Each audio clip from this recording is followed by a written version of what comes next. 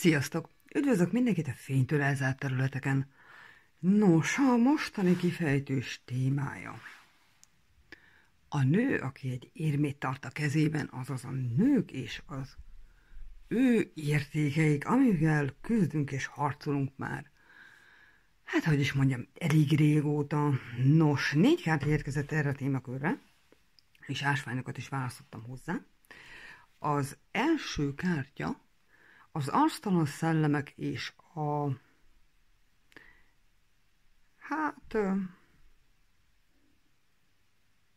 a szellemek által űzött lány.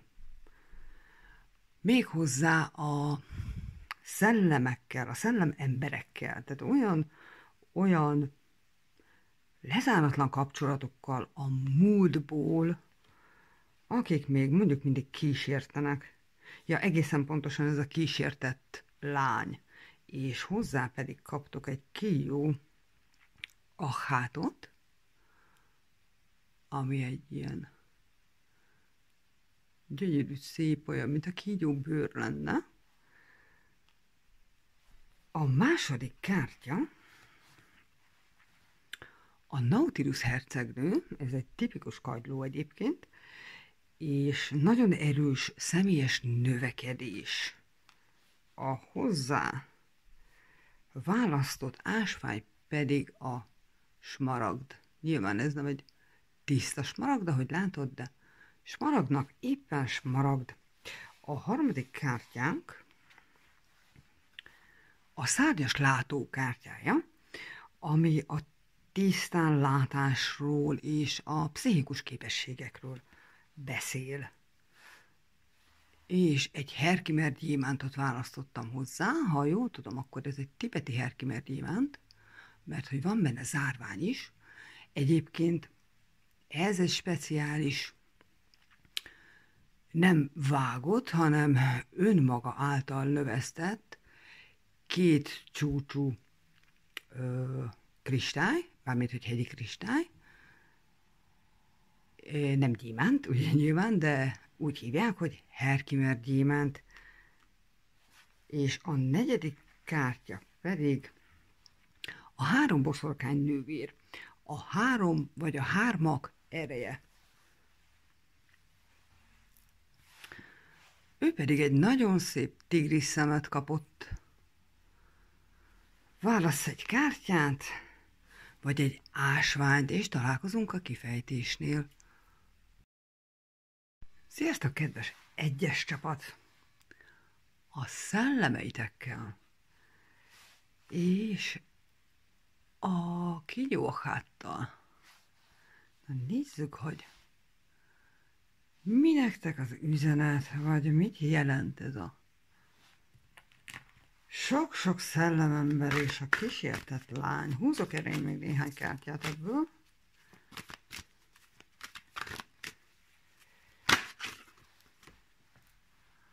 Az első kártyátok a penész tündér. A takarítási idővel. Itt az idő, hogy úgy gondolom egy nagy takarítást kellene végezni. A következő a viharangyala, ami a hitrendszerek összeomlása, a stílusok, attitűdök és energiák, mindenféle,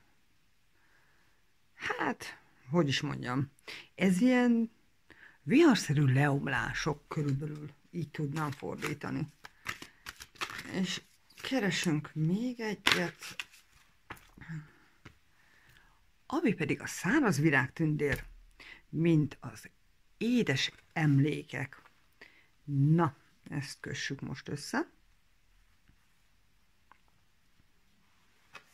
Van itt egy nagyon erős, lezáratlan múlt energia, ugye, mint ez a kísértett lány. Fú, ez egy elég érdekes témakör egyébként.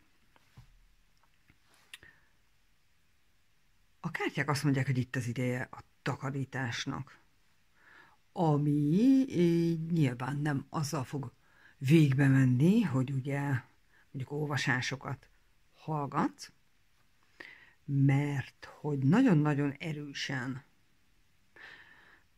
mondjuk azt, hogy ebben az időszakban, nem tudom éppen milyen helyzetben vagy, de ez arra hívja fel a figyelmet, hogy nagyon-nagyon sok múltból fakadó dolog van benned. És ezeket most sürgősen ki kellene takarítanod. Hát ez nem lesz szép, az emlékeiddel együtt. Ugyanis ez az időszak, amin most mi itt keresztül megyünk, ezt meg lehet úgy fogalmazni, mint a tűfoka. Ha ezen az úgynevezett átjáron át akarsz kelni, akkor ugye elég sokszor elmondta szerintem elég sok ember, hogy azt, ami már nem tartozik hozzád, az, ami már elavult, már régi, már csak az emlékeidben létezik, már csak visszatart, azokat ugye le kell tenni. Most ugye jön a következő, hogy igen, de akkor mit kell vele csinálni? És most erre szerintem egy picit tovább megyünk más kártyákkal. Nézzük az energiakártyát. Honnan jön ez a rengeteg szellem? Ez jelentheti azt is egyébként az első, tehát a hívókártya, hogy túl sok ajtó van nyitva talán. Az egyensúly angyala. Túl sok ajtó van nyitva. Ez azt jelenti, lehet, hogy erre majd fogok csinálni egy ilyen energetikai feloldást. Elmondom, hogy lehet ezeket a múltbeli történeteket, ajtókat bezárni, becsukni, elbúcsúzni tőlük, és felkészülni tényleg az új világra. Ugyanis, ha nagyon-nagyon sok minden van nyitva, és képtelen voltál megbirkózni velük, vagy képtelen voltál becsukni végleg azokat az ajtókat, akkor jelen pillanatban ez most ugye nagyon nagy nehézséget fog okozni. A nő, aki egy szívet tart a kezében, mint a takarítás, tehát valószínűleg az érzelmét között kell nagyon-nagyon erősen rendet rakni. Lehet, hogy nagyon sok történet van, ami visszahúz a múltba érzelmileg, mert hogy a minden összekötözve kártyája érkezik arra, hogy ugye hitrendszerek, stílusok, hozzáállások, energiák összeütközése, vagy ütköztetése. Tehát ez egy elég erős küzdelem lehet. Ugye az alapenergia, amivel most dolgozunk, a női értékek, az önértékelésed, az, hogy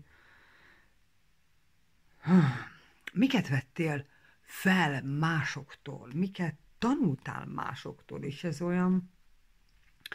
ez körülbelül olyan energia, hogy rengeteg múltbéli kapcsolat áll most jelen pillanatban feldolgozás alatt. Ez azt jelenti, hogy olyan, nyersen fordítva, olyan emberek, akiket szerettél, és nem azt adták vissza, amit adtál nekik, tehát hogy nem voltak kölcsönösek igazániból érzelmileg a kapcsolataid, lehet ez családi kapcsolat, vagy bármi egyéb más kapcsolat, tehát nem feltétlenül csak szerelem. Ez most nagyon erősen nyitva van. Ez nyilván azért van nyitva, mert hogy dolgozol, vagy próbálsz velük dolgozni, de az is lehetséges, hogy próbálsz figyelmet nem szentelni neki. Ez a kevésbé egészséges dolog, és mindjárt rá is fogok térni, hogy miért, ezt amúgy is el akartam nektek mondani, de itt nagyon erősen jön. Kérek még egy utolsó kártyát, ami a cselekvés kártyája, a fekete és a fehér pacival, méghozzá az édes, kedves emlékekre. Na, arról van szó, és ez tényleg ezekkel a az arctalan halottakkal, akiket cipelsz magaddal, vagy a régi történetekkel, nagyon erősen jön. A múltkor kicsit körülnéztem az energiateremben, nem kell magadra venni, hogyha nem neked szól, de nagyon durva megállapítást tettem, vagy felfedezést. Tehát, hogy van körülöttem egy csomó zombi. Nevezzük léleknek. Igazándiból lélektöredékek, amik gyakorlatilag azzal, hogy mi kapcsolatba lépünk ugye valamilyen szinten, nyilván nem egy kölcsönös kapcsolat ez, mondjuk azt, hogy megpróbálnak velem kapcsolódni olyan lélekrészek, amik múltbeli megélt történetek, ugye még nyitva vannak az ajtók, fel nem dolgozott történetek, a saját magad be nem olvasztott részei, és ezek a lélektöredékek, ezt úgy kell elképzelni, mintha most mit tudom én, látod magad, hogy 5 éves vagy 10 éves vagy, tehát hogy azok a részek, amik te voltál valaha, de már nem egészen te vagy, mindenféle megélt történetből, ami nem került feldolgozásra, ahol nem nyitottál ajtót nekik saját magadban, a leginkább az érzelmi tereidben, ahol nem néztél szembe az érzelmeiddel, nem néztél szembe azokkal a csomagokkal, amiket cipelsz, nos, ők megpróbáltak hozzám kapcsolódni. Na most nyilvánvalóan nekem ez egy borzasztó leterhelő energia, amíg észre nem veszem. Ez az egyik. A másik pedig az, hogy velem ők nem tudnak kapcsolódni.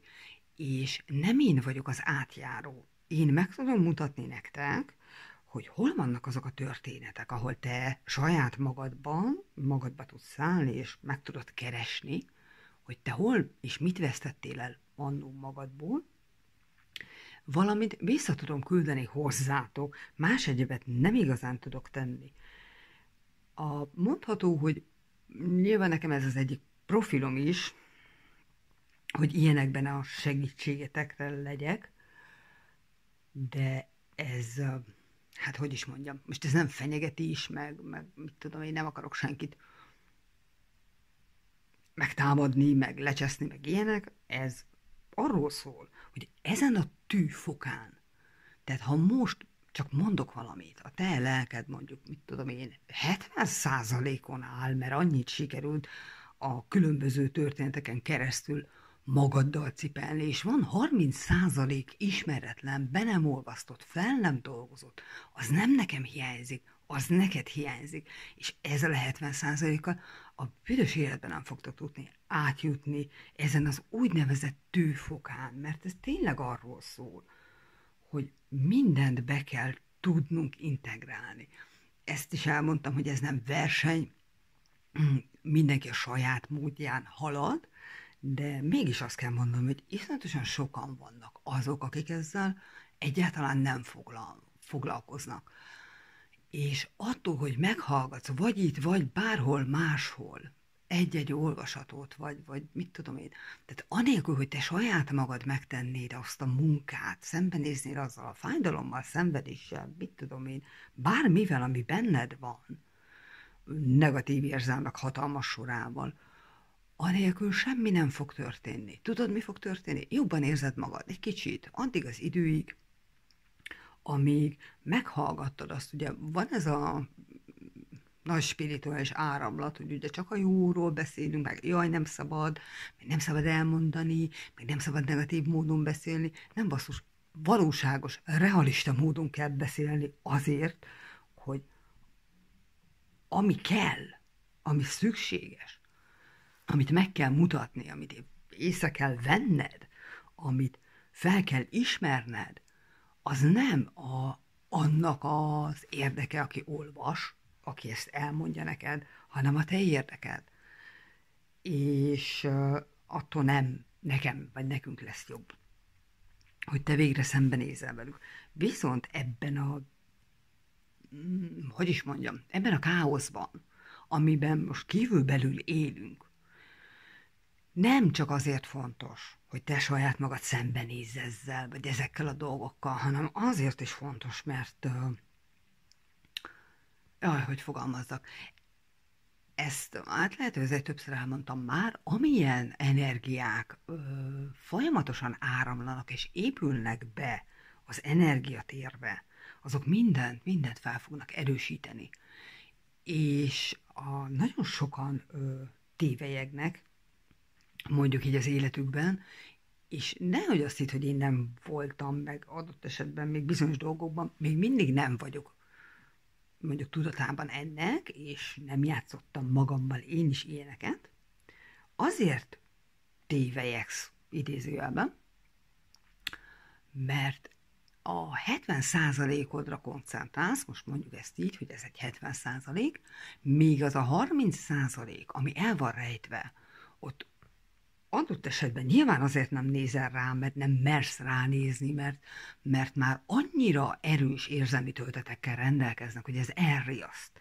Viszont tudnod kell, hogy ez a mondjuk árnyékban lévő 30% sokkal erősebben kontrollálja az életedet, a teremtésedet. Ugye nagyon sokan hirdetik ezt a rengeteg mindenféle rítust, rituálét, hogy most így teremtsél, úgy teremtsél, te teremted az életedet minden egyes áldott nap. Az az adott esetben, most nevezzük 30%-os faktornak, az irányítja, mert az sokkal erősebb, ezért nem arra megy, hát mondjuk azt az életet hajója, amerre szeretnéd, mert az, ami az árnyékban van, amiről nem vagy hajlandó tudomást venni, az irányít, és sokkal erősebb, mint ahogy szeretnéd. Még egyszer, nekem ebből semmi jó nem származik, semmilyen előnyöm nem származik. Ez nem nekem van, ez nektek van. Ha hajlandó vagy, ha képes vagy rá, ha akarsz, akkor ugye találsz segítséget. Sokan fel tudják hívni a figyelmedet bizonyos dolgokra, tudnak segíteni, nyilván, ha végighallgatsz egy ilyet, akkor tud az segíteni, és vissza tud igazolni, tud egy kicsit támogatni, de dolgozni helyetted senki nem fog. Na, még egyszer nem támadás, nem, mit tudom, én nem vagyok az édesanyád, nem vagyok a tanítónénit, szóval ezek a tirádák, ezek nem azért vannak, mert hogy én elégedetlen vagyok, én a saját dolgaimmal fogok megküzdeni, nem pedig mások életével. Az az én felelősségem, az én életem, ugyanúgy, ahogy a tiéd is. És ha nem szeretnél változtatni, akkor sincsen semmi baj, mert igazán pont ugyanabban az állapotban fogsz maradni, viszont annyit tudok mondani, hogy nagyon sok minden el fog menni melletted, még ez sem fenyegetés, mondtam, ez nem lóverseny. Na, nézzük ezeket a múltban ragadt érzelmeket.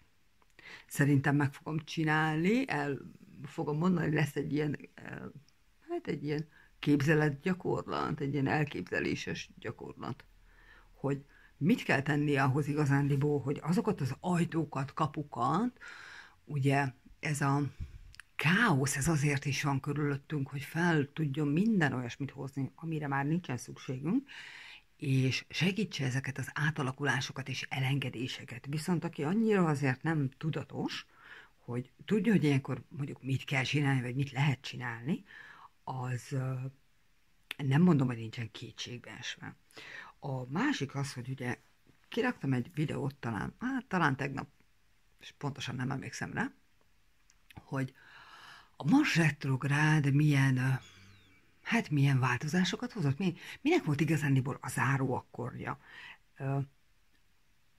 Ha értetted és meghallgattad, akkor pontosan tudod azt, hogy tök jó, mert hogy igazándiból mondjuk azt, hogy nagyon erős támogató erők szűntek meg, és nincs már mondjuk plusz támogatása a halál és a lányka típusú energiáknak. Tehát minden ilyen halott energiának azért jön ez, ugye, mert itt nagyon sok múltbeli lezáratlan dolog jött föl nálad, viszont az még nem jelenti azt, hogy ilyen dolgok soha többé nem fognak megtörténni. Ez csak azt jelenti, hogy nincsenek már azzal a plusz támogatással megpakolva, hogy eddig lehetett, hogy eddig tényleg sajnos mindent lehetett. Most annak az ideje van, hogy hát ez most milyen fog hangzani, de akiket levadáztak, és hidd el, én is köztük voltam, lehet, hogy sokkal jobban, mint ahogy gondolnád, vagy valaki bárha is el tudná képzelni.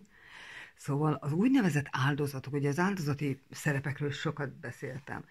Itt az ideje, hogy felálljunk, itt az ideje, hogy rálejjél a saját erődre, de ehhez bizony le kell menni a mocsárba, és szembe kell nézni jó néhány olyan arctalan szellemmel, akiknek az emlékét mondjuk magadban hurcolod.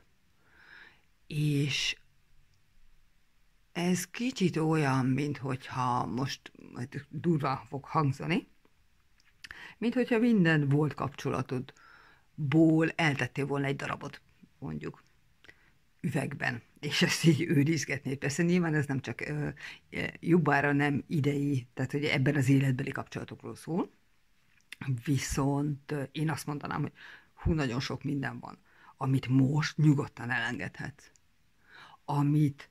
Amit vizsgálj meg, hogy érvényes ez még, hogy tényleg komolyan gondolom én azt, hogy mit tudom én, nekem semmilyen értékem nincsen, hogy meddig áll az, hogy engem örökké, mit tudom én, kihasználtak, hogy én nem vagyok elég jó, hogy a férfiak többet érnek, mint a nők, hogy nem vagyok elég szép, nem vagyok elég jó, fogalmam sincs, rengeteg dolog van, ami ugye ebbe a kategóriába beletartozik, de leginkább az érzelmeid. Tehát, hogy ez lehetséges, hogy ez egy olyan minta, ahol sokszor nem becsülték meg az érzelmeidet, és ezért elfordultál tőlük.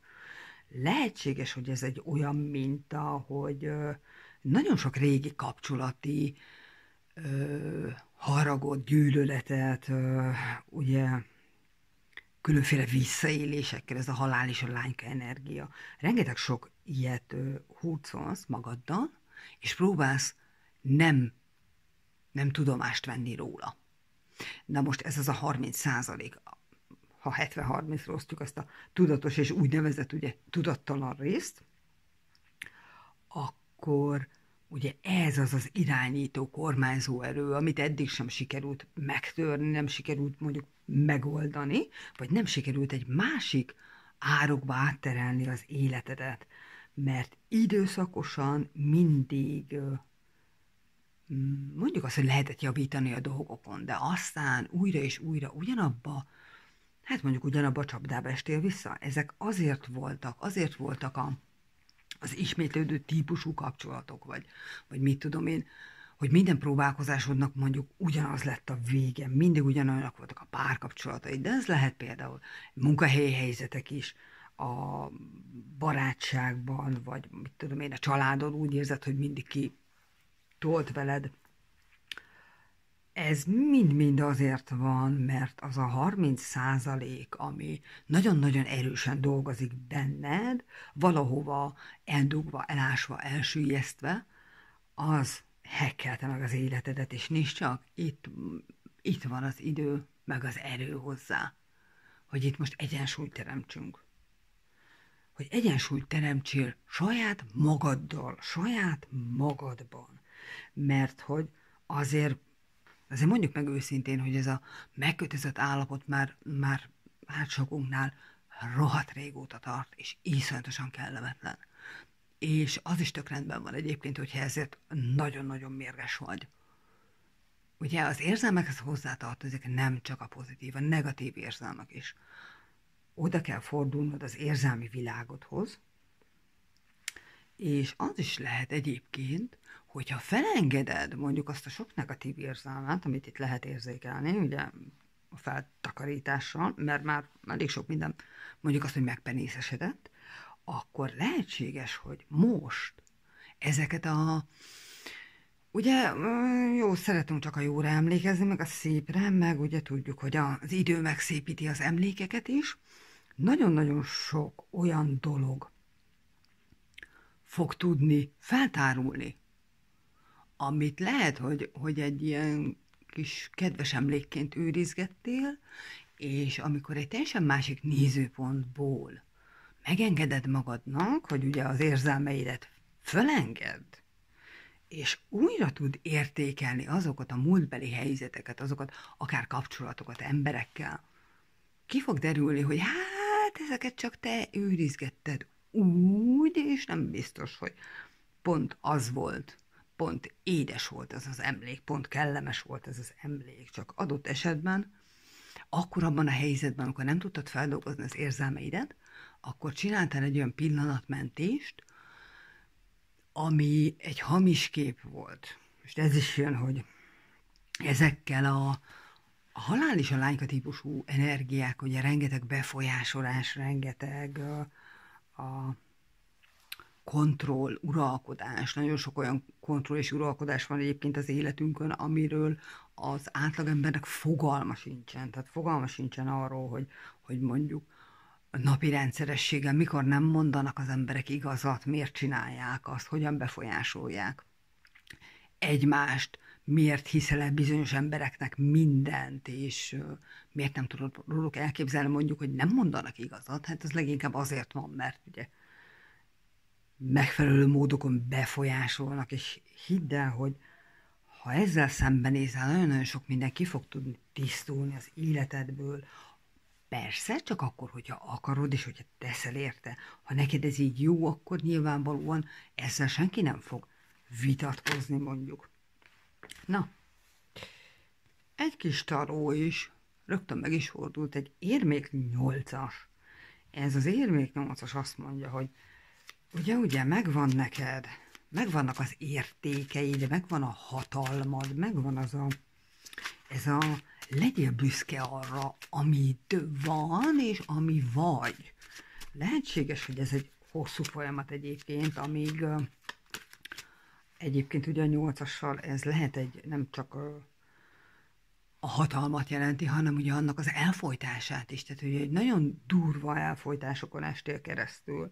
Az is lehetséges, hogy és nekem múltkor ez jött például, hogy megtanultam a mások szemén keresztül nézni magamat. Tehát, hogy mit tudom én, szerettem valakit, ez lehet a szülőtől a párkapcsolaton keresztül a bárkiig, és felvettem az ő nézőpontjukat. De ők ugye belőlem csak azt tudták meglátni, ami ő magukban megvan.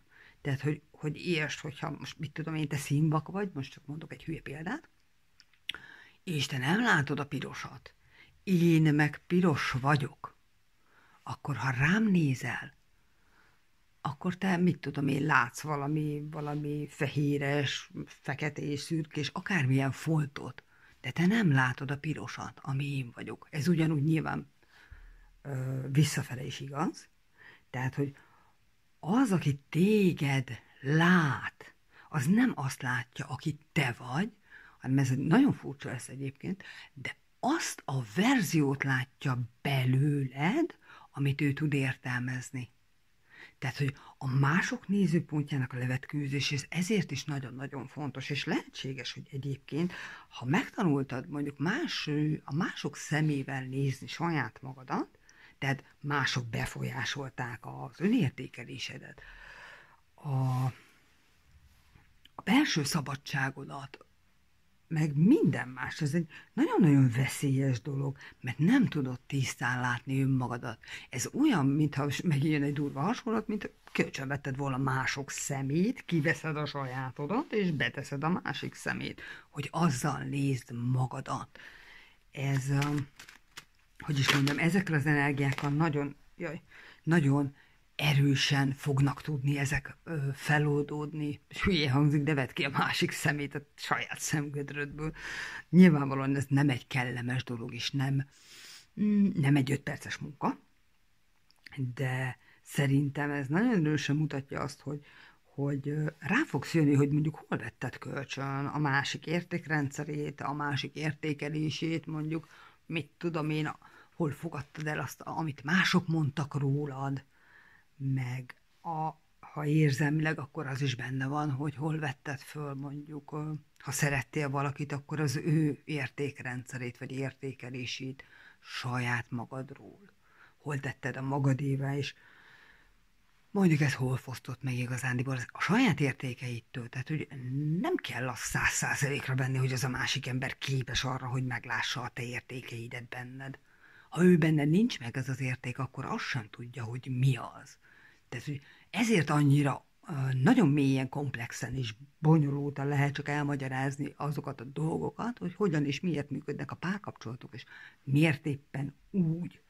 Na, következő kártya is kiugrott közben, ez egy kelyhek 4-es. Ez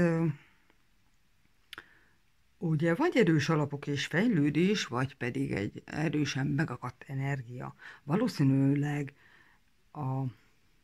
ez csalódás. Tehát, hogy ez egy megakadt érzelmi energia, hogy azzal, hogy átvetted mondjuk mások nézőpontját, és olyannak láttad magadat, amilyen esetleg nem vagy, és annak, ami vagy, annak meg ugye nem sikerült látnod magadat, igen erősen megakadtak az érzelmeid. És van olyan is egyébként, hogy saját magadban konfliktálsz ugye két dolog között, mert hogy ugye ez volt a fizikai világban, tehát ez jött be a másiktól, hogy te nem vagy elég jó, te nem vagy elég értékes, közben belülről ugye érezted, hogy de, én elég jó vagyok, én elég értékes vagyok, csak az a másik nem értékelt. Egyrészt ez egy nagyon erős csalódás, másrészt rohadtul vissza tudja fogni az érzelmeidet, hogy most akkor arra hallgassál, amit ugye hallottál, láttál, tehát fizikailag meg tudtál tapasztalni, vagy arra, amit a belső hangodot mond bent, hogy nem, ez nem igaz. Ez nem így van. És ez lehet egyébként egy nagyon erős vihar, de szerintem a jó hír az, hogy van vihar, tehát hogy van lehetőség rá, hogy most ezt észrevedd, hogy csapkodnak a villámok. Hát lehet, hogy rohadtul, mondjuk mit tudom én, félelmetes, ha félsz tőlük, én mondjuk imádom a villámokat, és akkor is van rá lehetőség, hogy megvilágítsa ezeket a dolgokat, és végre kikerüljél ebből a megkötözött helyzetből, és mondjuk azt szabadon tudjál szaladgálni, mint ezek a pacik itt a képen. Na, veszek még egy kártyát, és szerintem, hát jó, mondom, veszek még egyet, ez nem így lett, és aztán szerintem be is fejezem. Az uralkodó nő, kardok 8-as, és a kardok 7-es. Na, az uralkodó nő az most, ez egy női típusú olvasás, bár teljesen természetesen akárkire vonatkozhat, tehát még egyszer nem kötjük elsődleges nemi jelleghez. Nagyon erős uralkodó női energiák szabadulnak fel, isteni nőies energiák. Ha most ezt férfiként is végignézted, semmi baj vele, az összes olyan dolog, ami az érzelmeiddel, az önértékeléseddel, ezek változásával, akár a világnézeteddel együttműködés, közreműködés, kapcsolatok, gyógyulás, gondoskodás, inkább ez a szeretetteljes törődés, gondoskodás, babusgatás, az érzelmi életed, minden ilyesmi áramlik nagyon-nagyon erősen be, hogy ezeket a régen letapadt mintázatokat, meg ezeket az asztalas szellemeket, ez körülbelül olyan, mint hogyha mit tudom én, lenne egy ilyen poltergeist szellem, és mit tudom én, most mondok valamit 5 hetente elkezd valahol az energiateredben csak láncokat csörgetni. Tehát, hogy valamivel mindig felhívja a figyelmedet, és mire oda nézel, addigra eltűnik. Tehát, hogy ez körülbelül ezek ilyen energiák, hogy nem igazán tudod beazonosítani. Hát, most remélem, hogy segítettem egy kicsit. Ja, igen. A kardok 8-as, mint az önszabotázs, a megkötözöttség. Lehet, hogy ezek nagyon régi kapcsolatokból jönnek ezek a minták, az, hogy nem látod magadat tisztán, ugye, még egyszer, tehát ez a halál és a lányka, ez egy nagyon erős befolyásoló energia, és nagyon erős erők dolgoznak azon, hogy ez olyan, mint egy ilyen, hát nem is tudom, mint egy ilyen mátrix, ami átszövi az energetikai terünket, és segít abban, hogy leértékeld önmagadat, segít abban, hogy abban az energiában maradjál, hogy erőd se, kedves se legyen arra, hogy elkezd keresni a válaszokat, mert hogy ez a kardok hetes energia, ez egy nagyon erős, hát szabadságvesztés, illúziós energia, átverések, befolyásolás, negatív befolyásolás, vagy, ugye, mint hetes energia, nyíltság és bizalom, belső szabadságbeli nyíltság és bizalom. Tehát ez a nyugodtan forduljál magad felé, és nézd meg, hogy mit tudsz felszabadítani magadban. Keresd meg azokat, amivel mások befolyásoltak. Keresd meg azt, hogy hol volt hiába való küzdeni azzal, hogy levetkőzd a múltat. Vagy hogy az érzéseid, de hol ítélted meg hiába valónak, még ilyesmik jönnek. Nos, gyerekek, azt hiszem, hogy ennyi volt az üzenet. Remélem tudtam segíteni. Köszönöm a figyelmet, sziasztok! Sziasztok, kedves kettes csapat! Nautius hercegnő. A nagyon-nagyon erőteljes személyes növekedés és egy szíves kő, ez a nem annyira tiszta smaragd. Nézzük, mi a ti témátok. Mi az, amit adott esetben az önértékelésedben, vagy akár az értékrendedben sikerült megfejlődnöd. Illetve lehet, hogy ez most forrás alatt van, és nézd csak, Voodoo-kékben vegyél vissza, azaz egy, hát ez egy elég erős, védelmező, önvédelmi energia. Lehetséges, hogy megtaláltad az erődet, hogy végre meg tud védeni önmagadat.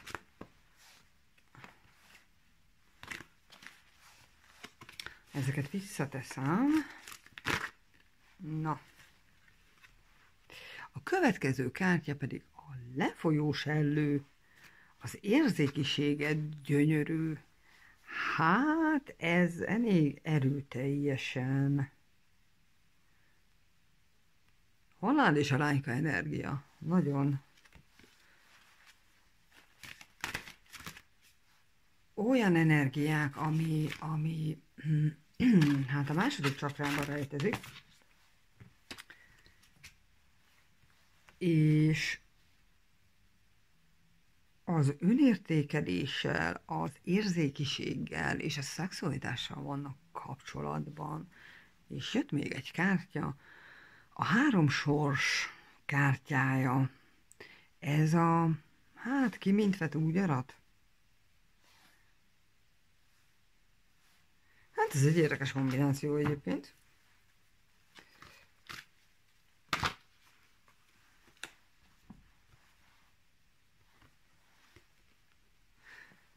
Jó, hát van még 2 kártya, és ez azt mondja, az első a sekély sír, és azt mondja, hogy hiányolsz valakit. A második pedig a 2 kis boszi, varázslatos, tértisztító idő. Jaj! Hát ez a történet ez nem annyira varázslatos, mondjuk ezt így.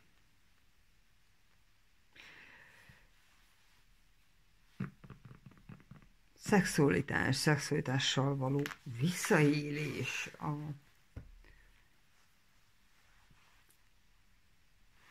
Én azt mondanám, hogy ez a halál és a lányka típusú energiatérből, hát hogy is mondjam,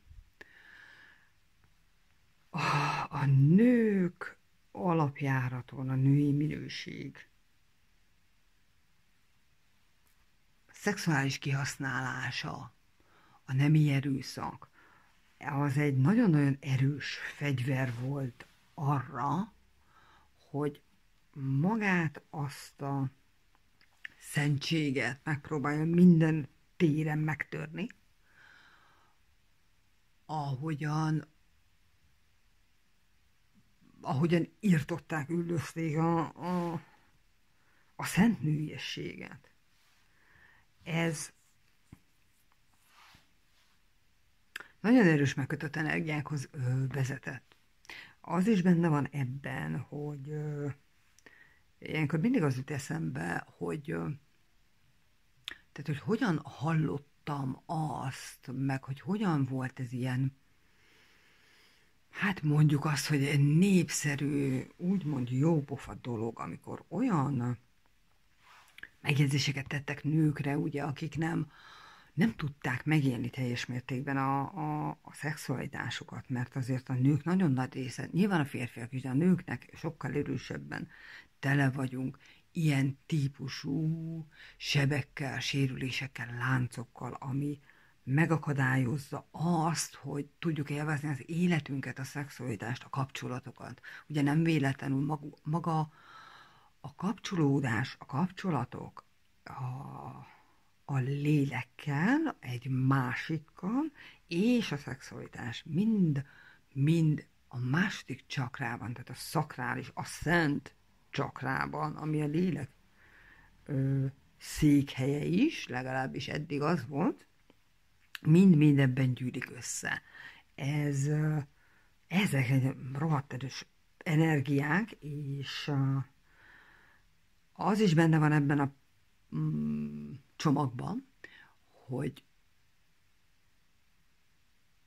ugye nők is visszaéltek velük. Tehát, hogy nagyon-nagyon sok olyan dolog történt, és nyilván erről nem fog történeteket mesélni, mert itt maradnánk szerintem évezredekig, hogy ha valakit megerőszakolnak, tehát ha most valakinek van erről elképzelés egyáltalán, hogy ez milyen folyamatokhoz vezet, milyen módokon tudja a tested, a lelked, az érzelmeid kapcsolatát, az energiafolyást, milyen érzelmeket generál, hogyan tud az élettől is elvágni, és ez mennyire egy brutálisan rettenetes dolog, annak ugye ezt nem kell elmagyarázni, akinek nincs erről elképzelése, annak most nem én fogom elmagyarázni ezeket a dolgokat. Lehetséges, hogy fekete mágia van a képben, tehát hogyha valakit valamikor megerőszakoltak, és erről sajnos nagyon-nagyon csúnya képek vannak, mondjuk azt, hogy az emléktárházban, a végtelenített emberi léttel ezen a bolygón kapcsolatos tárházban, lehetséges, hogy ilyen élmények hatására ugye önmagad ellen fordultál, és a szexualitás ellen, a szent kapcsolatok ellen, és iszonyatos mélysége van az ilyen típusú dolgoknak, és ha adott esetben mondjuk ebben az életben estél keresztül, mondjuk szexuális erőszakon, akkor döbbenetes az, ahogyan bánnak ezekkel, amit neked kell megtenni saját magadnak, tényleg be kell zárnod olyan érzelmi részeket, hogy fel tud egyáltalán dolgozni azt a sokkot, hogy tovább tudjál élni nap, mint nap, szóval ezek tényleg iszonyatosan erős energiák, és megtörténik az, hogy ilyenek miatt ugye az ember megpróbálja ezt fegyverként használni, tehát hogy mások ellen nagyon erős egyébként, van nagyon erős fekete mágiával kapcsolatos szexuális visszaélések, energiakötege, senkit meg nem ítélve vele, ezt már egy párszor elmondtam, hogy ugye senki másnak, sem a kapcsolataithoz, sem a szexuális terű önkifejezésedhez nem igazán van köze, azonban, hogyha vannak benne olyan valamit muszáj mondanom, nem természetes minták, tehát hogy mondjuk az élvezethez kapcsolódnia kell, mondjuk fájdalomnak, vagy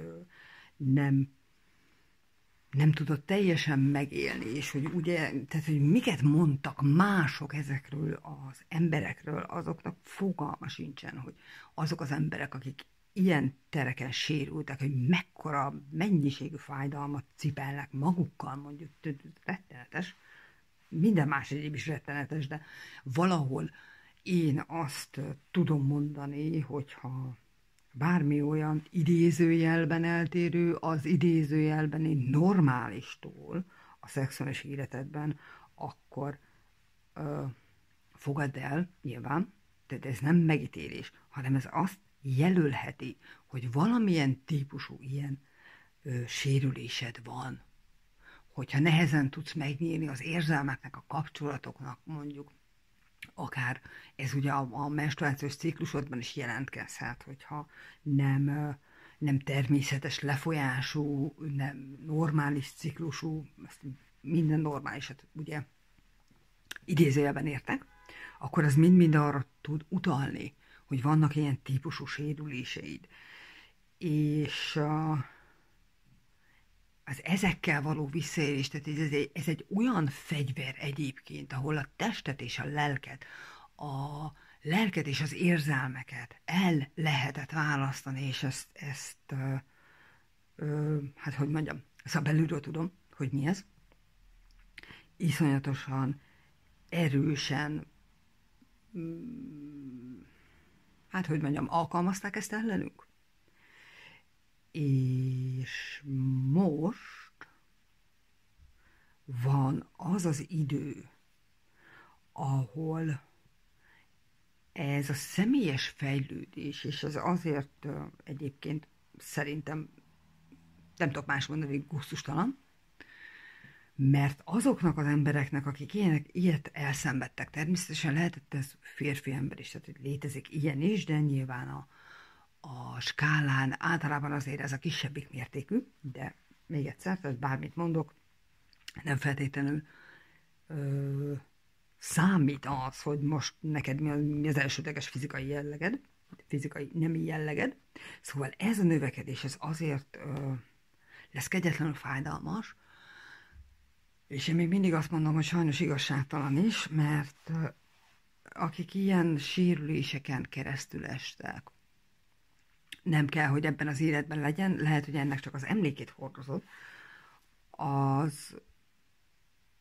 azoknak újra szembe kell úgymond nézniük ezekkel a dolgokkal, és ugyan nem, hát hogy mondjam, nem lesz kellemes, viszont ha meg tudod adni magadnak ezt az óriási ajándékot, ezt az óriási bátorságot, hogy szembe tudsz nézni azzal, ami valaha valamikor megtörténhetett veled, adott esetben, ha te tetted, akkor is. Ez elképzelhetetlen mértékű fejlődést fog okozni. Tehát, hogy nagyon-nagyon sokan vannak olyanok, akiknek bizonyos, akárcsak kisebb torzítások vannak, mondjuk a kapcsolati kifejeződésükben, a párkapcsolódás, az összekapcsolódási terekben, és ha ezekkel szembe bírsz nézni, ez olyan, hogy is mondjam, olyan világokat fog tudni megnyitni előtted, amit soha nem gondoltál, hogy egyáltalán létezik. Ugye ezek az emberek általában pont emiatt a csakrasérülés miatt, tehát ezen központ sérülése miatt adott esetben nem is biztos, hogy el tudják hinni, hogy vannak kölcsönös, törődő kapcsolatok, vannak olyan emberek, akik nem elvenni akarnak, hanem adni szeretnének. Ugye, ha mondjuk olyan érzelmi helyzetben találod magadat, hogy te csak adni tudsz, és befogadni nem, az ugye egyrészt egy második csakrás, egy szakrális csakrás első-hátsó oldal igen erős eltolódásra utal, ami nyilván azért van, mert valószínű, hogy vannak benne ilyen sebesülések. De ezt én mondom neked, hogy nagyon-nagyon nehéz ezekkel megbirkózni. Tehát ugye nekem voltak ilyen könyvtárból kivett könyveim, és iszonyatosan sokat birkóztam velük, tehát hogy több hónapig tartott, mire hát, hogy is mondjam, szóval mire szembe tudtam ezekkel az élményekkel nézni, ami velem történt, és hidd el, hogy iszonyatos szabadságot, felszabadulást tud adni, visszaadja az életet beléd. Most nem tudok más mondani, ez így jön, hogy azt az életet, amit ezek a sérülések elzártak, az életvíze, ami benned folyik, azt fogja tudni neked újra visszaadni, és nem mellesleg a megbocsátás, ugye, tehát, hogy mindig ezt úgy szokták értelmezni, hogyha azt mondja neked valaki, hogy bocsáss meg, akkor mindig úgy értelmezed. Te vagy az, aki úgy értelmezed, hogy mindig másnak kell megbocsájtani. De nem, itt magadnak kell megbocsájtani. Amúgy is magadnak kell mindig először megbocsájtanod, hogy nem tudtad megvédeni magad, hogy belekerültél ebbe a helyzetbe. Lehet, hogy nem emlékszel rá, lehet, hogy neked is tudom én, egy régi történet ez, viszont ugye a viselkedésedben mindig felmerül a bizalmatlanság. Nagyon sok minden van, ugye most sokat beszéltem erről, már, hogy mi az, ami tudja azt indikálni, vagy hát nem indikálni, hanem inkább indikálni, hogy itt van egy elrejtett emlék, egy olyan dolog, ami most szembenézésre és felengedésre vár. Hoppá! Na, hát megemeltem a kártyát, és hát ilyen szomszédos lehetőségek, ez ilyen közelgő lehetőségeket jelent, és a 7. csakra Uriel arkangyallal. Ez szerintem azt jelenti, hogy ugye itt van egy 3 sors, ki mint vett úgy arat. Ez nagyjából valami olyasmi, hogy szerintem felülről most nagyon küldik ezt az információt, hogy mindez a dolog fordulóponthoz érkezett. Az is lehet egyébként, hogy hát ezzel a sekély sírhanttal, meg a 2 kis boszorkánnyal, a tisztítással, én azt mondom, hogy lehetséges, hogy volt egy olyan találkozásod, volt egy olyan kapcsolatod. Tehát, hogy ugye ebben az eszeveszett káoszban sokszor elmondtam már, hogy egyik kapcsolat sem véletlen. Tehát, hogy ezek a karmikus feláramlások nagyon sok mindent vissza tudnak neked hozni. És lehetséges, hogy valaki olyan volt az életedben, aki erre felhívta a figyelmedet. Iszonyatosan kegyetlen ez biztos egyébként. Ellenben lehetőség van arra, hogy az akkor leszakadt lélekrészeidet, azokat a lélektöredékeket, amit akkor nem tudtál feldolgozni, meggyógyítani és magadhoz ölelni, most ezeket meg tud tenni. És lehetséges, hogy ez az illető azért jött, hogy segítsen neked ezt a sebet kitisztítani, kitakarítani. Ami egyébként valószínű, mindenképpen kölcsönös, hiszen ha bármi történt, ugye, ezt is el szoktam mondani, hogy ugye az áldozati szerepben leragadtunk annál, hogy ugye minket bántottak, de igazán volt tudatosság fejlődésnek, és aki ezzel képes szembenézni, és képes magát meggyógyítani, kigyógyítani ebből, azt meg fogja érteni azt, hogy a bűnös és az áldozat ugyanazt éli át. Tehát, hogy azok a dolgok, amit megtettek velünk, annak nem csak egy oldala van. És tudom, hogy ez egy nagyon-nagyon erős energia, és még én is igazán jöttem rá, hogy miért az áldozatok hordozzák úgynevezetten a bűnsúlyát. Most van egy csaj, akivel szoktunk beszélgetni ilyen témákról, és most egy kicsit jobban belekezdett ebbe, hogy valamiért a nők ugye átvették a férfiak terheit.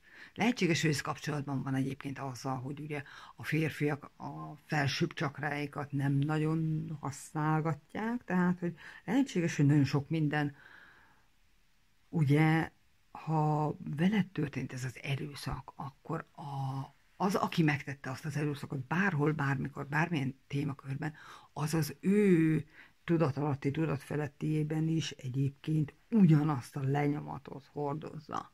És amiért ők nem hajlandóak vele szembenézni, azért, hogy is mondjam, tehát ne engedd azt, hogy nálad is olyan nagyon-nagyon sokáig maradjon. Ezek nem arról szól igazándiból, hogy ugye annak az embernek bocsássál meg közvetlenül és azonnal, vagy annak a helyzetnek, saját magadnak, hogy te belekerültél ebbe a helyzetbe, hogy te nem tudtad magad megvédeni, mert ezek az élmények minél tovább hurcolod, iszonyatosan rombolóak, borzasztóan rombolóak. Tehát nem a másiknak kell, magadnak kell megbocsájtani. Magadnak kell felengedni, elengedni, és lehet, hogy egyébként ha így érzed és tudod, akkor azt az embert is, aki ezeket mondjuk kiváltotta belőled. Lehet, hogy ő még esetleg nem képes arra, hogy ezeket felfogja, megértse. El kell engedni.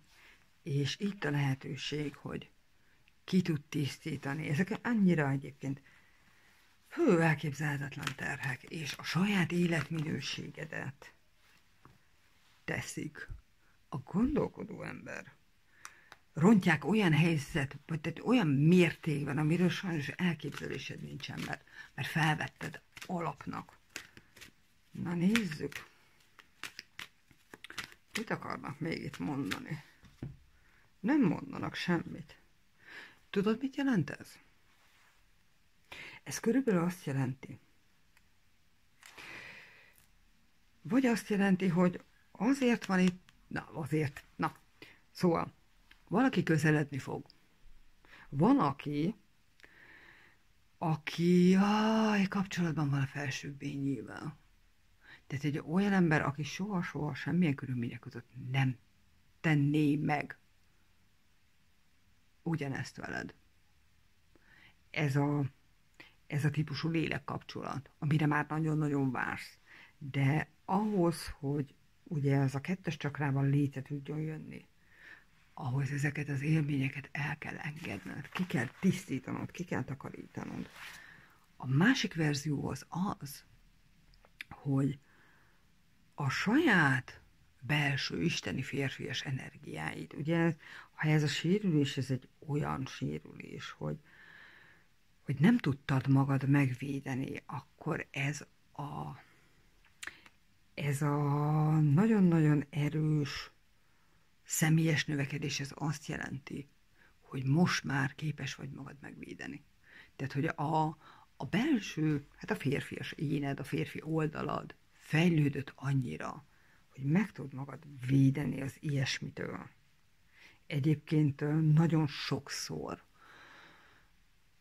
ha valaki kiszolgáltatott helyzetbe kerül, és nem tudja megvédeni magát, az arra egy nagyon erős felhívás, hogy elég kegyetlen módon át tudjon tolni azon a tűfokán, hogy megtanult, hogy hogyan védelmezd meg magadat. Ha tényleg gyengének érezted magad, akkor egyébként nem vagy gyenge, csak, nagyon el tudtál fordulni az erőtől, és ezek már sajnos nem kellemes noszogatások, hanem elég erős felhívások arra, hogy tanuld meg, hogyan védelmezd meg önmagadat. Persze ez nem feltétlenül fizikai védelmet jelent, bár jelenthet akár azt is.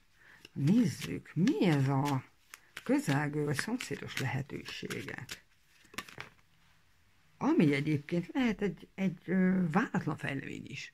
Tehát, hogy igazándiból, ha ezt a kártyát megnézzük, ugye mindenhol ajtók vannak, ez egy folyosó. És van egy pont az órod előtt lent a talajon. Lehet, hogy egy váratlan lehetőség, méghozzá a botokászával. Lehetséges, hogy eljutottál odáig a gyógyulási folyamatodban, hogy most megteremtesz magadnak egy lehetőséget, és a lelked üzeni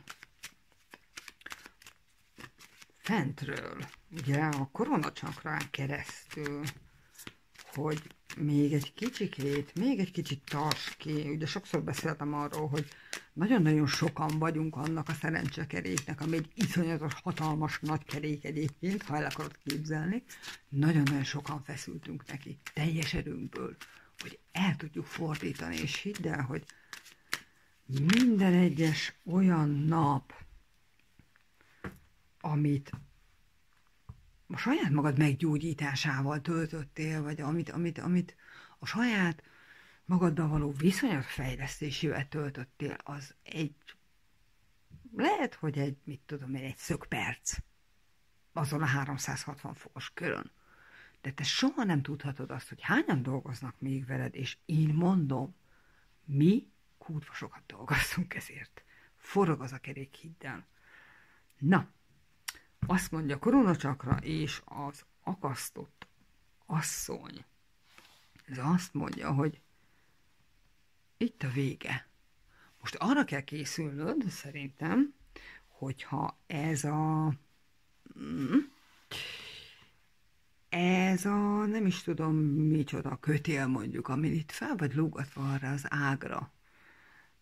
Készülj rá, hogy nem sokára le fogsz innen kerülni, úgyhogy figyelj rá, hogy légy szíves, hogy ne fejre essél, hanem valamit találjál ki. Meg fog oldódni ez a helyzet, be fognak indulni az energiák, illetve az energiák már nagyon régóta indulnak, csak igazság szerint ugye nekünk szinkronban kell mozognunk velük. És nekünk meg kell tennünk mindent, amit tudunk saját magunkért, hogy azt a kereket el tudjuk forgatni. Nézzük! Ez a gondolkodó ember szegényem. Aha! Na! Nézzük! Botok 2-es. Ez egy lelki egyensúly. Én nem azt mondanám, hogy kapcsolatok, hanem ez egy lelki egyensúly. Ez egy olyan nagyon régóta kibillent, állandóan libikókázó mérleg, ami most vissza fog tudni állni a helyére. Én azt mondanám, hogy mind a nőies és mind a férfias részeidre tudsz már hallgatni. És ez egy rendkívüli erő. Rendkívüli erő, hogy meg tudod adni magad, amikor kell, és meg tudod védeni magad, amikor kell. Tudod azt, hogy mikor kell várnod, tudod azt, hogy mikor kell cselekedned, tudod azt, hogy mi az, amit be kell, vagy be tudsz vonzani, és mi az, amit meg kell teremtened. Ez egyébként a felemelkedés egyik legfontosabb tényezője, hogy a férfias és a nőies részeidet, az isteni férfias és nőies energiáidat egyensúlyban tud tartani. Nem mondom, hogy kevés dolog tart minket vissza tőle, mert nagyon sok, de csak azt tudom mondani, hogy nagyon-nagyon megéri saját magadért dolgozni. Nem tudok más mondani. Na, itt viszont van egy férfi és egy női kártya, a kardok királynője és a kelyhek királya. Ezt most úgy értelmezed, ahogy akarod. Én azt mondanám, hogy befogadod a szabadságodat, és hagyod, hogy az érzelmeid természetes folyása megteremtse, ugye, és csak. Ez mint a botok 2-es női-férfi egyensúly, a kardok királynője. Fogadd el a szabadságodat. Engedd el, amit el tudsz. Mindent, bármit, akármit. És az érzelmeid teremtő ereje, és ehhez hozzátartozik minden érzelmed, fogja tudni, mondjuk ezt kimosni, kitakarítani. És ki fogsz tudni kerülni ebből az inkubátor állapotból. Lehetséges, hogy ez volt az egésznek a lényege. Tehát, hogy lehetséges, hogy nyilván nem egy ilyen kis gubóban, de akár így is lehet értelmezni, hogy mint egy kis hernyó, be voltál bábozódva, és lógtál lefele egy gajról. Az inkubálás addig tartott, még ezt az egyensúlyt meg nem tudtad találni magadban. Amint megtalálod, és fel tudod építeni, fel tudod magad szabadítani, Minden olyan gyorsasággal fog elindulni, hogy hűha. Úgyhogy, mint mondtam, vigyázz, amikor elvágják azt a kötelet, akkor addigra, hát mondjuk tanuld meg használni a szárnyaidat, és hogyha még tovább megyek, a szabadságod és az érzelmeid, ez a két szárnyacskád, látod? Most lehet, hogy fordítva kéne egyébként velük lebegtetnem, de ez a két szárnyad. Na. Kedves pillangó, azt hiszem ennyi volt az üzenet. Remélem tudtam segíteni. Köszönöm a figyelmet. Sziasztok! Sziasztok, kedves hármas csapat! A szárnyas látó tisztán látni, és a pszichikus képességek, azaz tisztán érzékelő képességek, és a Herkimer gyémánt. Na nézzük, hogy mi az, ami most nektek téma. Kérek még egy-két kártyát. Mi az, ami most múlik? A nők és az önértékelések, női önértékelés, női értékek. Nagyon erős, hát a halál és a lánykával kapcsolatos energiák oldódására lehet számítani mostanában. És ez az óratök kártyája, ami azt mondja, hogy van egy csodálatos ötleted, van egy ilyen felfedezésed, valami, amit szerintem elkezdesz most tisztán látni, és hogy mivel kapcsolatos, arra azért még várjuk a kártyát. Valami ilyesmit mond szerintem, hogy jó úton vagy. És az isteni kéz tündére mámor eltorzult nézet és túlzott engedékenység. Szóval ez valami nagyon erősen olyan ilyen befolyásolás, amit nem láttál tisztán. Hogy voltak olyan dolgok, ahol ez a halál és a lányka energia egyértelműen befolyásolásra hívja fel a figyelmedet. Ezt fogod majd tudni valószínűleg meglátni, és ez szerintem minden csoportnál kijött a 3 sorskártyája. Ez a ki mint vet úgy arat. Ez nagyon erősen arra hívja fel a figyelmet, hogy nagyon erős tisztítások, kiegyenlítések, kiegyenlítődések fognak beindulni. Végülis ezek az energiák már elég régóta működnek.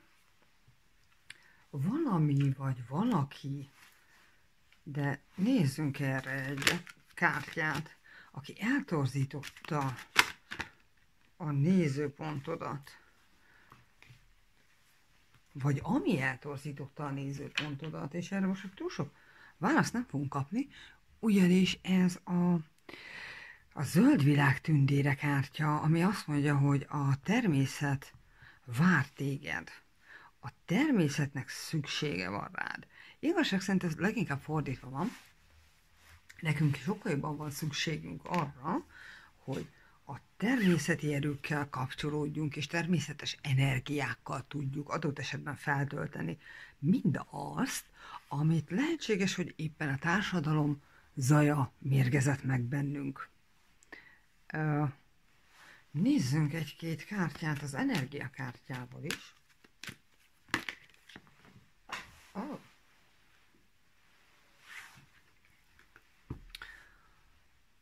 A férfi, aki egy szívet tart a kezében, felfedezés.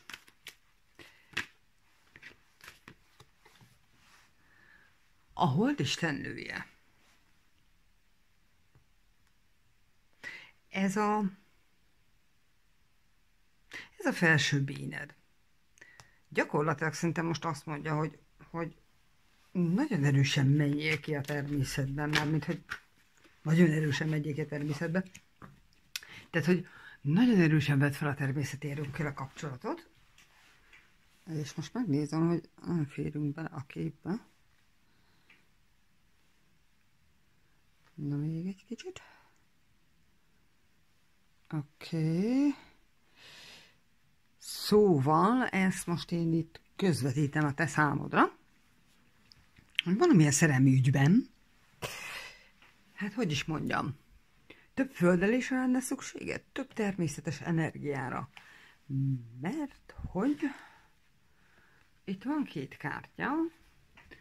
A döntésképtelenség és az első csakra, az a gyökércsakra kártyája Mihály arkangyallal. És ez pedig a sorsra. Hát ez érdekes. Ugye a döntésképtelenség, ez általában főleg első csakrában, ezt én úgy szoktam megfogalmazni, ugye ez nem bizonytalanság, hanem a biztonság hiánya.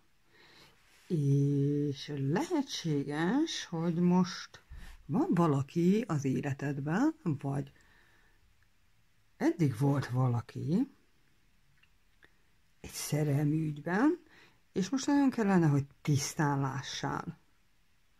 Ahhoz, hogy ez ilyen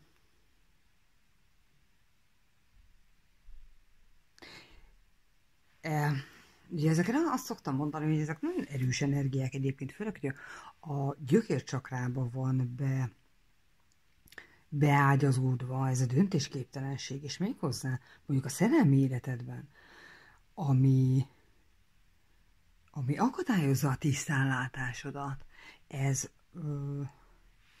valószínű, hogy azt jelenti, hogy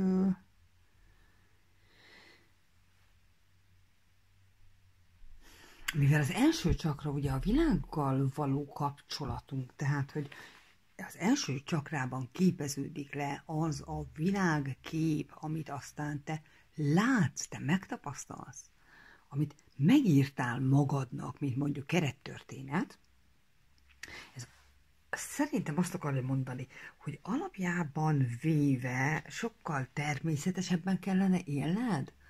Tehát, hogy sokkal többet kellene tudnod kapcsolódni a nyers természeti erőkkel, tehát a háborítatlan természeti erőkkel ahhoz, hogy ezt a típusú döntésképtelenséget ki tud írni a gyökércsakrádból.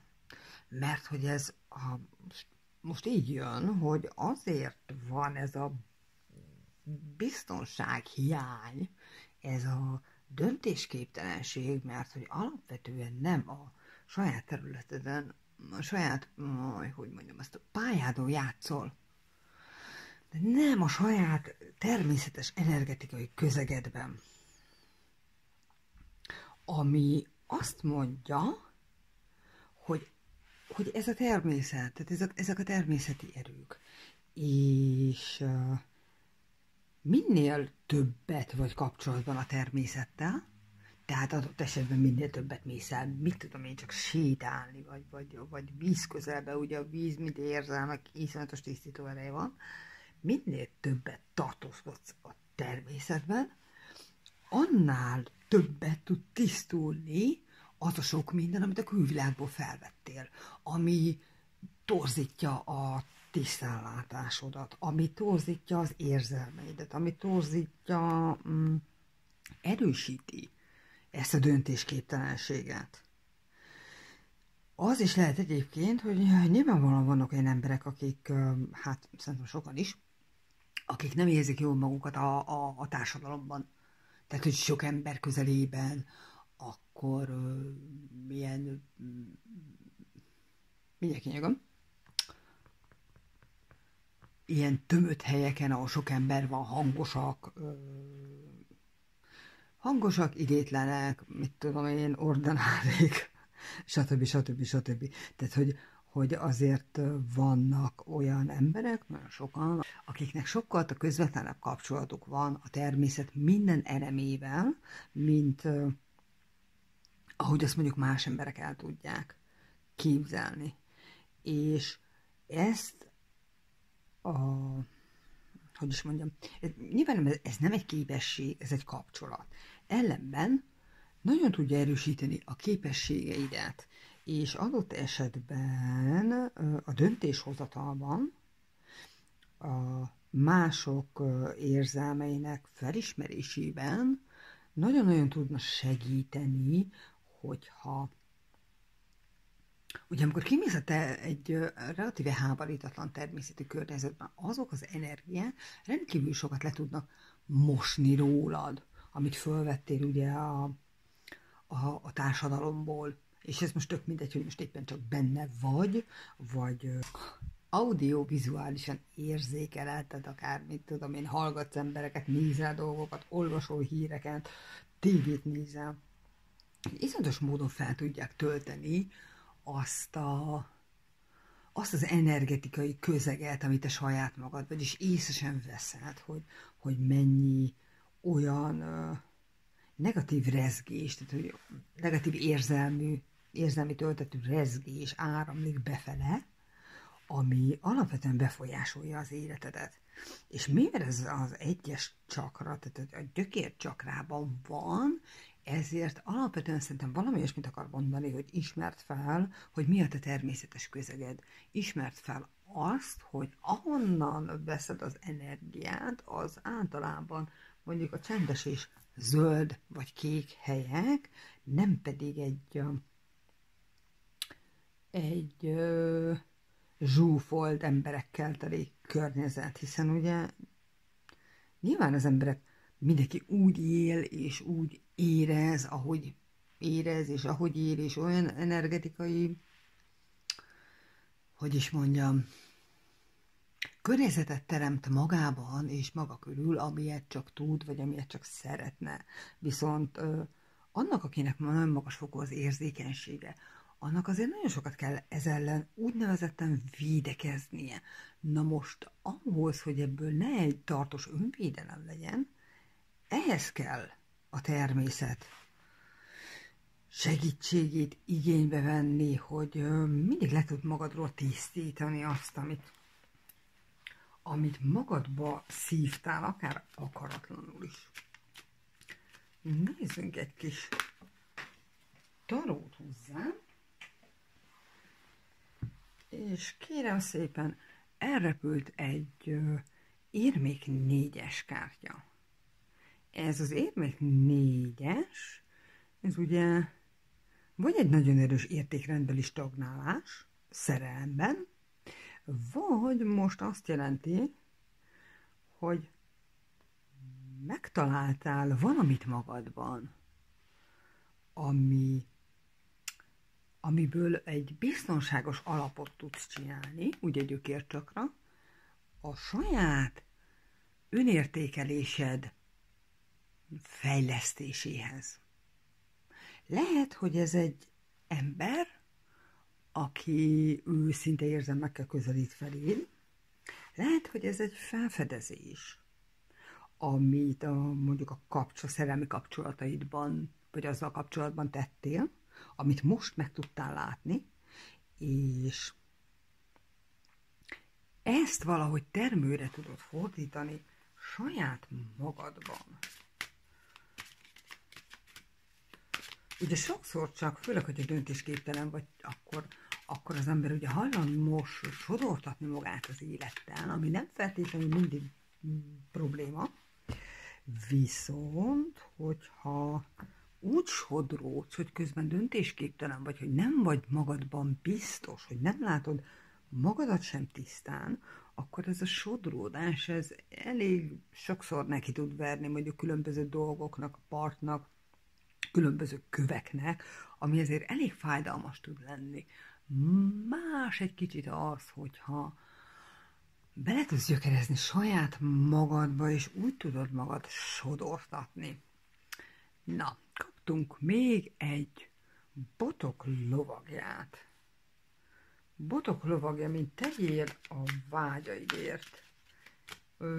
Tegyél az álmaidért. tegyél,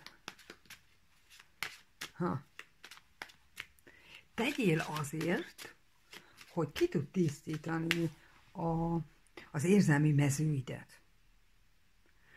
Mert az érzelmek és a te értékeidben itt azért volt egy elég nagy,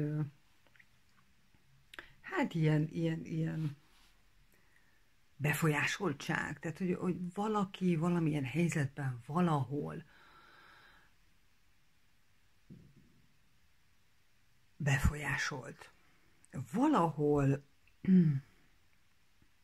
hát hogy mondjam, valahol nagyon erősen aláértékelted magadat, és valakinek mondjuk nagyon sok mindent megengedtél, amit nem lett volna szabad. És ez valami olyasmi, hogy ahhoz, hogy visszanyerd a saját látásmódodat, a saját tisztánlátásodat, tisztán tud látni egy kapcsolatban a saját értékeidet, és tudjál fejlődni, hogy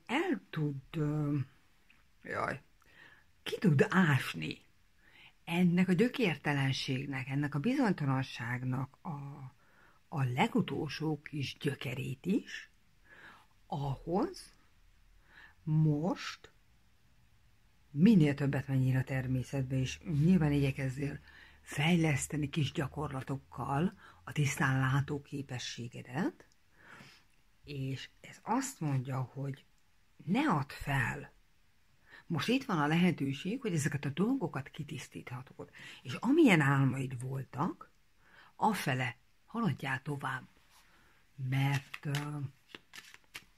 ez a halál és a lányka energia, na tessék, ez a halál és a lányka energia ugye viszonylag befolyásolt nagyon sok mindenkit, attól függetlenül, hogy észrevetted, hogy volt-e tudomásod róla vagy sem, nagyon-nagyon erős befolyásoló energiák voltak. Viszont az, hogy a Mars retrográd dal ezeken átdolgoztuk magunkat, az alapvetően nem azt jelenti, hogy soha többé nem fog ilyen megtörténni. Ez azt jelenti, hogy nem lesz egy olyan, hát mondjuk energetikai keretrendszer, ami ezt erősítette, ami ezeket az ilyen típusú energiákat mondjuk a helyükre kötözte. Tehát, hogy így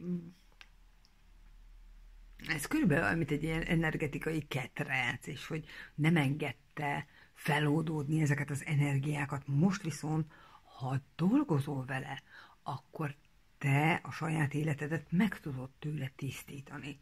És a következő kártya pedig, amiért nem biztos, hogy tudtál mondjuk az álmaid fele haladni, mert mindig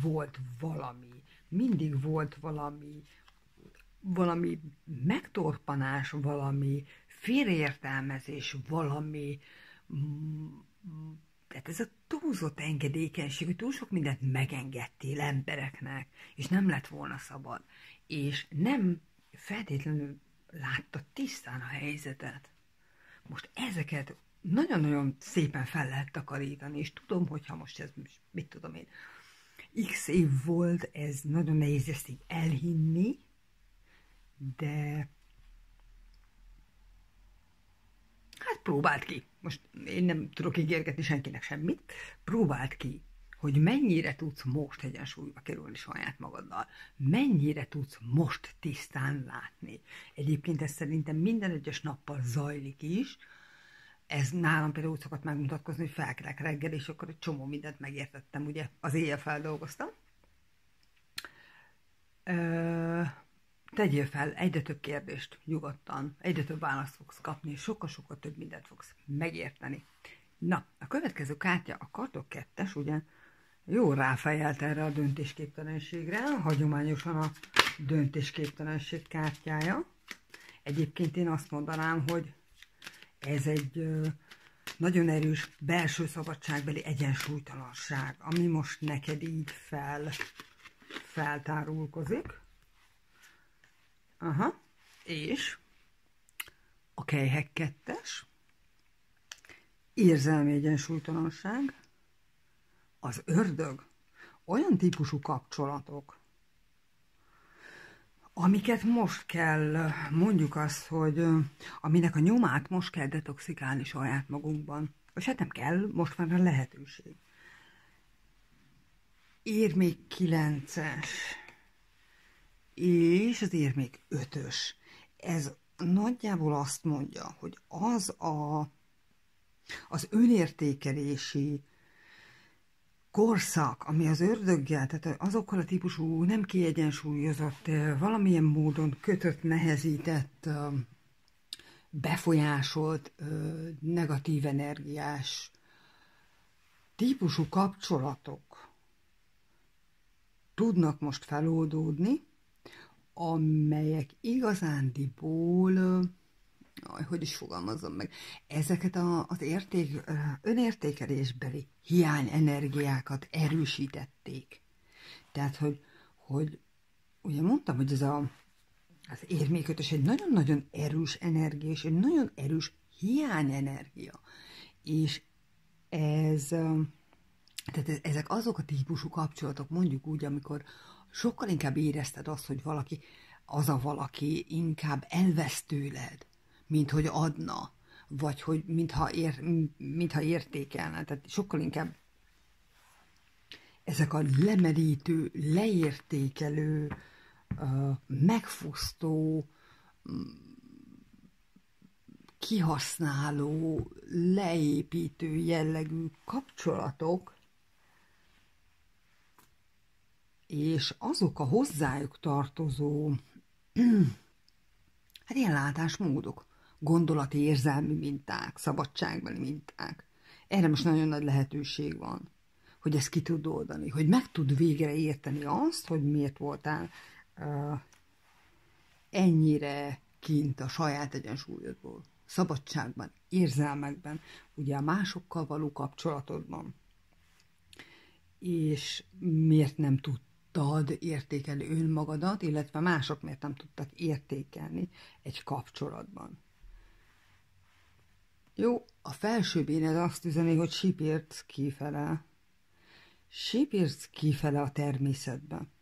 A legjobb az, hogyha egyedül vagy ott, hiszen ugye azok az energiák, azok az aktiválási energiák meg tudnak indítani benned olyan dolgokat, amik eddig, hát egy ilyen furcsa gondolati hálóban rekedtek, nem is tudom ezt, hogy fogalmazzam meg, ez valami olyasmi, hogy ilyen, amikor úgy érzed, hogy teljesen összetekeredtek benned a gondolatok, az érzések, és ilyen feszítő, mint ilyen tövis korona, olyan típusú energia ez. Na, ezeket fogod tudni feloldani, és ezeket fogod tudni meglátni az életedben. Nos, azt hiszem ennyi volt, remélem tudtam segíteni. Köszönöm a figyelmet, sziasztok! Sziasztok, kedves 4-es csoport! A 3 boszorkány nővér, és a 3 a magyar igazság, azaz a 3 ereje, illetve ez a tigris szem. Nézzük! Lehetséges, hogy csak a 3 az, ami megfogott. Nézzük rá néhány kártyát, hogy nektek mi az, ami a női értékekkel, az önértékeléssel kapcsolatban most oldódhat. Nos, az első kártyátok az alkimia angyala, a csodával, és 21-essel, ami a kedvenc számom. A 3 ereje. A viola angyal, hajnalhasadás, csoda, hajnalhasadás. Na, mondhatnám, hogy na kérem, de hát ez ugye nem ezek a témakörök, ahol azt mondjuk, hogy na kérem. Az ősz az utolsó esélyem. Kérlek, ne veszítsd el a reményt. Na, hát arra, hogy mi az, ami oldódik, nem igazán kaptunk választ, viszont arra, hogy nagyon erős hajnalhasadás az, ami a bármilyen helyzetedben bekövetkezik, hogy számíts a csodára, hogy számíts arra, hogy ez a három, ha megfigyeljük, itt a két kislánynak a szélén csukva van a szeme, viszont a középsőnek már nyitva van. Ez lehetséges, hogy valami olyasmit jelent, amit eddig nem tudtál megoldani. Lehetséges, hogy valami megtörtént háromszor, bár én igazániból ezekben nem túlságosan hiszek, azonban ez a kártya azt mondja, hogy fogalmazzuk meg úgy, hogy ha a három kislány közül egynek már nyitva van a szeme, akkor valaki már látja azt. Tehát, hogy mondjuk azt, hogy egy részednek most kinyílt a szeme, és már látod azt, hogy mi történik. Látod, érted, hogy mi történik, és a másik két kislányt is fel tudod ébreszteni. Ez lehetséges, hogy ugye a mostani energiák mondjuk horderejéhez mérten mondható az, hogy lehetséges, hogy itt van szó két olyan karmikus történetről, ami lehetséges, hogy megismétlődött harmadszor is, és ez kinyitotta a szemedet, ez felhívta a figyelmedet, ez át tudott törni már olyan korlátokat, ami ugye az önértékeléseddel, vagy az értékeiddel kapcsolatos volt, és ezzel a halál és a lányka típusú energiák támogatottságának megemelésétől, ez olyan volt, mintha belettünk volna zárva ebbe a frekvencia ketrecbe, azzal, hogy ennek már nincsen tovább támogatottsága. Rengeteg ember tud felszabadulni az ilyen lekötött energiák alól. Valahogy az jön, hogy most kinyílt a szemed, és most már látod, hogy mi ez a helyzet. És képes vagy csodákat teremteni. Képes vagy, ha ez egy, nem szeretek átkokról beszélni, de fekete kötelékek mindenképpen léteznek. Képes vagy megtörni őket. Képes vagy kitörni abból, amiből eddig esetleg nem sikerült.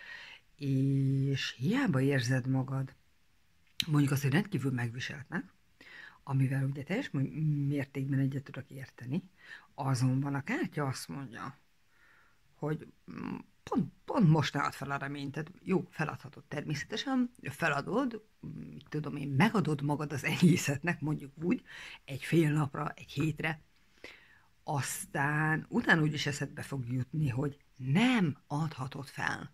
És nem azért nem adhatod fel, mert ne lenne szabad kiengedni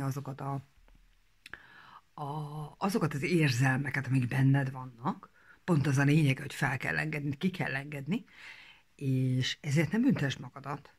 Viszont ez egy nagyon-nagyon erős sor, egy indikáció arra nézve, hogy itt a hajnal hasadás most sikerülni fog. És tök mindegy, hogy 3-szor, 300-szor, 3000-szer, vagy 3 milliószor nem tudtad megtörni. Most itt van az ideje. És hidd el, tudom, miről beszélek. A milliók hozzám sokkal inkább közelebb állnak. Nevezd el a reményedet. Nézzünk. Szerintem még kérek kártyát, ha jön valami, hogy kell-e még valamiről beszélni, és nincs, csak nem kell, mert hogy ez a lámpás tündér, a tiszta megoldás, ez körülbelül olyan szerintem, mint egy tiszta vágás.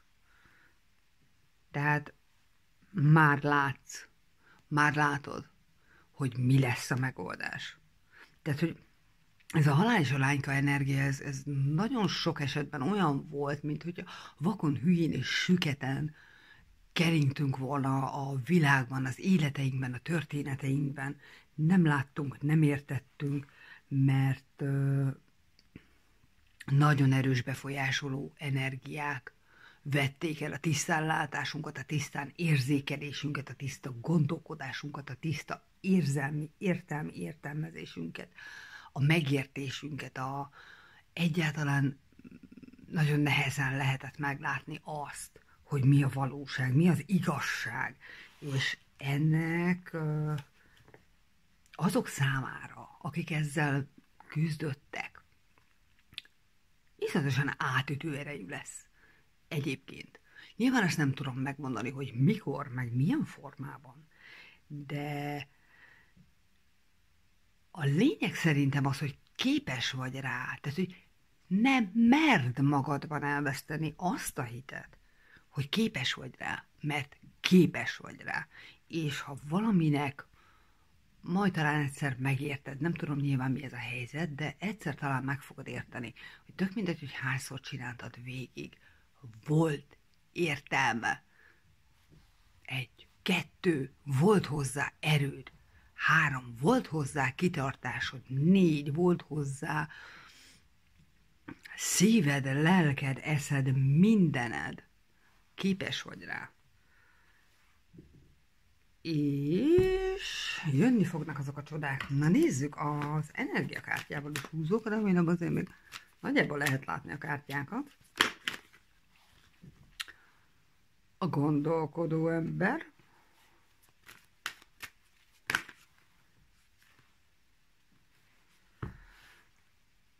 A harmadik szemcsakra Metatronnal. Mellé a döntésképtelenség.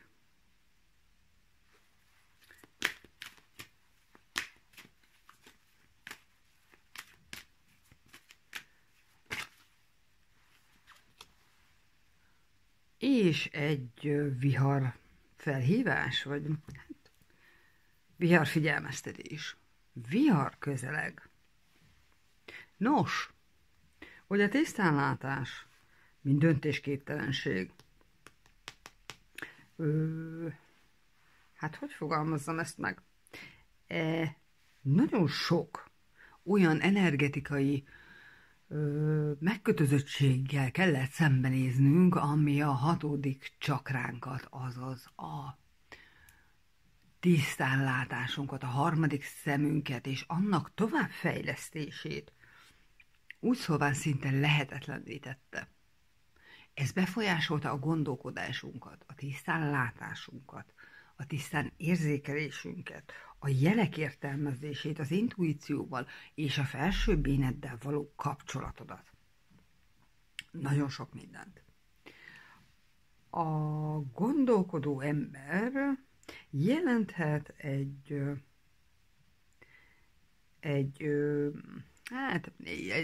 jelenthet egy isteni férfias energiát.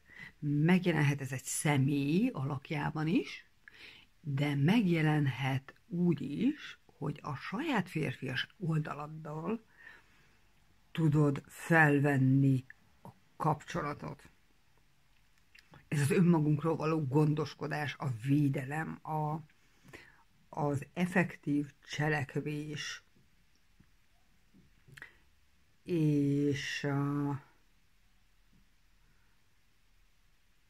hát ez úgy effektív cselekvés, hogy a dolgok el legyenek rendezve, hogy egyensúlyban legyen az adás, kapás, a kitárókozás, az önvédelem, mármint hogy jogos önvédelem, a határok, a szeretet és hát akarat, most mondjuk ezt így, de igazándiból az a belső szellemi, lelki erő, ami mondjuk a szándékainkat vezérli, ez a férfias és nőies energiák egyensúlya iszonyatosan fontos lesz majd, illetve most is, meg mindig is fontos volt, viszont azt ugye tudni kell, hogy az isteni férfias energiák is rendkívüli torzulásokon estek át, tehát ezt ugye a férfiak, elsődleges nem jelleggel rendelkező férfi embereknél, illetve egyénenként mindenkiben ki kell egyensúlyozni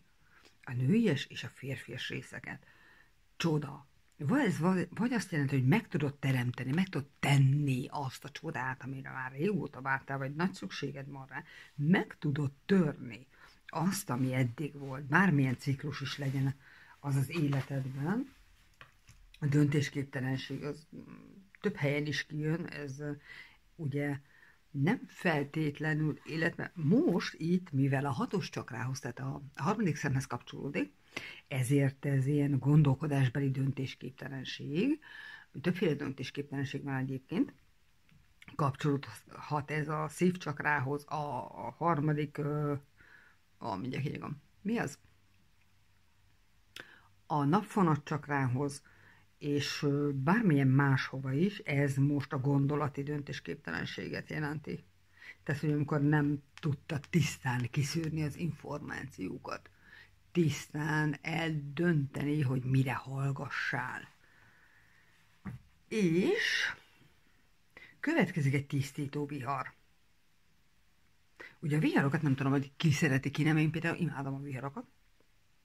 Persze nyilván nem azokat, amik letépik a háztetőt meg egyebeket, de alapvetően azt mondja a kártya, hogy most kell megállnod saját alapjaidban, és hagyni, hogy ez a vihar kitisztítsa ezt az egészet. És utána jöhessen az új hajnal, mert a tiszta megoldást, hogy is mondjam, tehát ez a vihar, ez ami történik most veled, ez tisztára fogja söpörni az életedet. Lehet, hogy nem lesz kellemes, lehet, hogy mondjuk rohadtul fog fújni a szél, rengeteg eső fog esni, csapkodnak a villámok, de most tudjad azt, hogy ez azért van, hogy ezt az egész dolgot, amit eddig cipeltél, lehet, hogy ez a 3 egyébként azt mondja, hogy ilyen ciklusokban zajlott az életet, tehát különböző ciklikus mintáid voltak, hogy ezeket most teljesen tisztára tudjuk söpörni. Na, még néhány tarót is nézek, ha jön valami.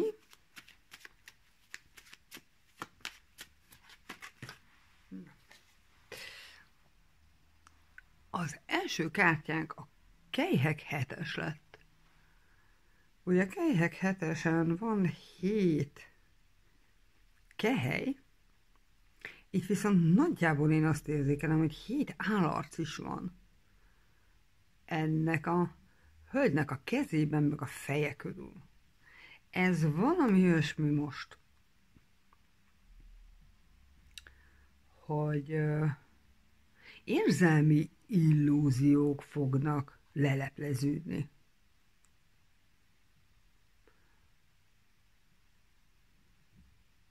Ezzel hát ez egy nagyon ciklikus, átkos dolognak tűnik. Érzelmi illúziók fognak lelepleződni, amik lehetővé teszik, hogy ezt a 7-es energiát meg tud fordítani.